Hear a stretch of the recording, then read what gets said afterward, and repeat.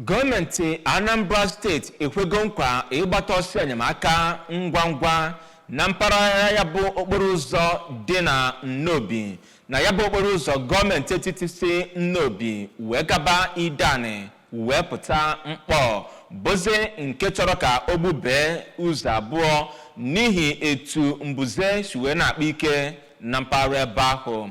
N'oge ọ na-ekwu okwu ka o mere njem n'ebe ahụ iji wee were anya ya hụ etu ebenebe si egbu ka aka na-achị steeti a nọ wee hoo ọnụ ya aka na-akpọkuzi gọọmenti etiti nakwa ụlọ ọrụ dịgasị iche iche na-akwado gọọmenti na steeti a ka agbatara steeti a ọsọ enyemaka n'ihi na dịka o si kwupụta na naanị gọọmenti steeti a amanwenwe ike wee gbochie ya bụ ọdachi ka eji ike abana kọchapụrụ gị akụkọ a. Gọvanọ Soludo kwuru na gọọmenti steeti a na-alụsi ọrụ ike iji wee belata ya bụ mbuze na-eri na ya bụ ụzọ si Ọnịcha wee gaba Owerri ma kwukwa na steeti a bụ ebe a kacha enwe mbuze n'ụwa niile. Ya bụ gọvanọ kpọkwuru ndị Anambra ka ha na gọọmenti jikọọ aka iji wee hụ na ememilara ya bụ mbuze site n'ị na-akpa agwa dị mma nyegara gburugburu anyị.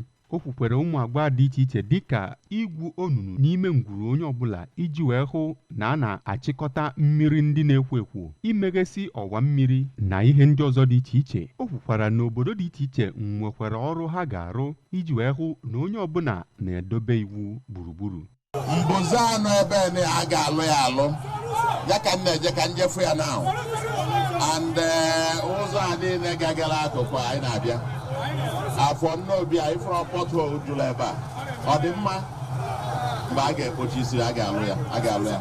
Gọvanọ mechara gakwa nleta n'ụzọ ndị dị na Nnobi nakwa Nnewi, ọ kachasị ya bụ Bank Road nke Nnewi nke gọvanọ kwuru na n'ọdịnihu na a ga-ebido ịlụgharị ya. A ga-eti ya ịgba, anyị mee ya, anyị ga-akụli ya the entire Bank Road. Agbadakwa n'isi ebe anyị gara eti roundabout n'isi ebe.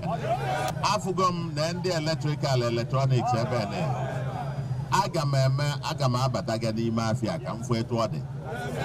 Anyị ga-enenye anya. Onye kọmishọna na-ahụ maka ọrụ Injinia Ifeanyi Okoma, onye ọchịchị nchere oge nke Idemmili South Oriakụ Amaka Obi nakwa ndị ọzọ bụ ndị sonyere gọvanọ na ya bụ njem.